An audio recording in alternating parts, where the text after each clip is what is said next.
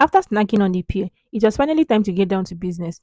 Cooking Afang soup is not beans at all, especially when you're working with a tight budget. But trust me, it's always worth it in the end. I started off with picking the water leaf, and honestly, this step is always the most stressful for me. Sometimes I just sit there wishing I could skip it, but there's no shortcut unless I buy the already sliced ones from the market, and I don't like buying them. One good hour later, I was finally done, so I carried it into the kitchen to wash it very well and slice it. Now, slicing is one part of cooking I actually enjoy. Whether it's vegetables, water leaves, ugu, or even onions, I find it very relaxing. So this was the part I was actually very excited for. Once I was done with that, I turned to the periwinkle. If you know periwinkle, you know it's not something you just throw inside the pot like that. So I spent some time washing it properly, parboiled it for a few minutes, then rinsed it again. I know some people prefer to add it raw to soup like that, but for me, I prefer to parboil my own periwinkle before I use it to cook. It just gives me peace of mind and it makes it look more cleaner for me.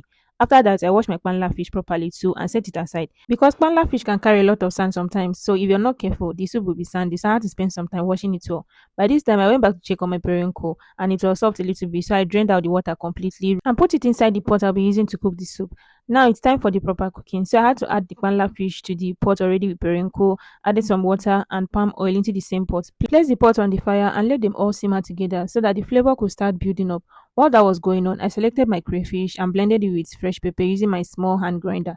The smell of crayfish and pepper together, it was beginning to smell nice in the kitchen. So I added that mixture into the pot, followed by seasoning cubes and a little salt to taste. Then gave everything a good stir before covering the pot to let it cook. At this point, I was terribly hungry, but I had no choice but to continue what I was doing. So a few minutes later, it was time to bring in the star of the show, which is the water leaf. I stirred it in properly, covered the pot again, and allowed it to release its own natural water.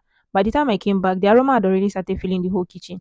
Finally, I went in with the Afang leaf last, stirred it in carefully until it blended perfectly with everything else, then covered the pot one last time. Just a few minutes later, my Afang soup was officially ready, bubbling, hot, and looking so rich. Even though I only worked with 2,700 naira, at this point, hunger had already taken over me, so I couldn't wait any longer.